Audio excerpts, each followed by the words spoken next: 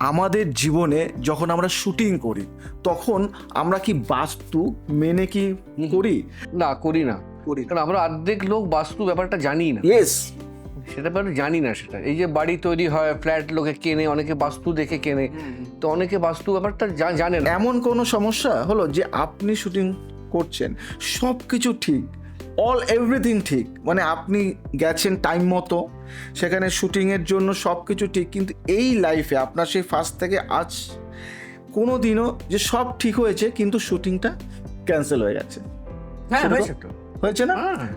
Cancel মানে আমি যতদূর জানি হয়তো সেট তৈরি হয়নি, বা আর্টিস্ট হয়তো লাস্ট মোমেন্টে ডেট দেয়নি, বা হয়তো কোনো ন্যাচারাল ঝড় বৃষ্টি হয়েছে, Yes, ভেঙে yes. গেছে, মানে এরম কারণে ক্যান্সেল হয়েছে। মানে ক্যান্সেল তো হয়, সবারই শুটিং ক্যান্সেল হয়, তো সেটার এইসব কারণগুলোই আমি জানি।